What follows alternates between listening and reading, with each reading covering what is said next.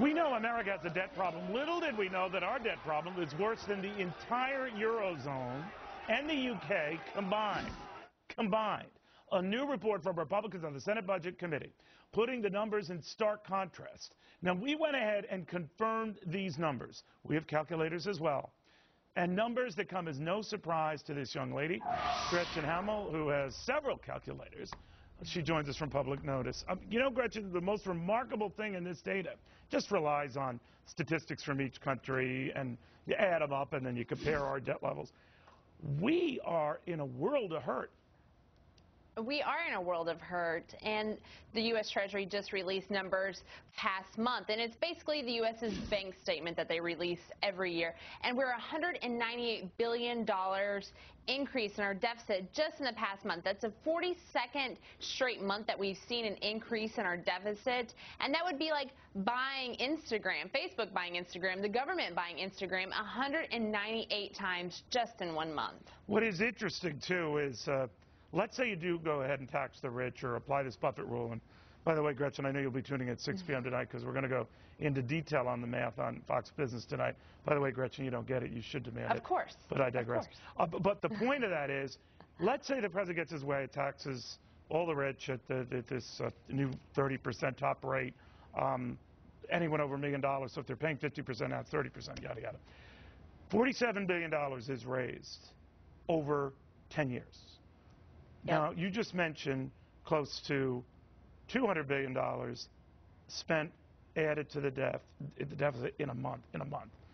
Obviously, you're going nowhere fast just taxing the rich. So you either got to tax a whole bunch more people, a whole lot more, period, or you cut spending. I kind of know how this script goes.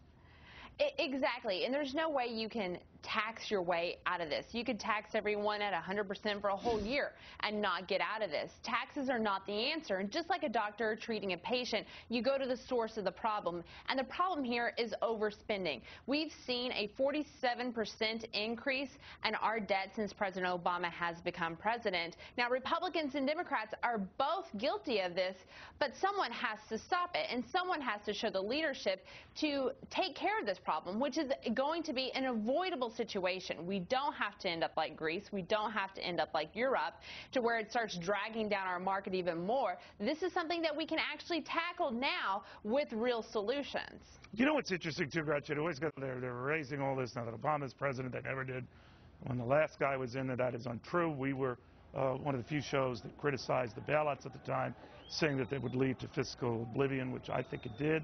We were also critical, supportive of war effort, though we might have been in Afghanistan and Iraq. We thought that that should be on budget, so everyone knew how much this was costing.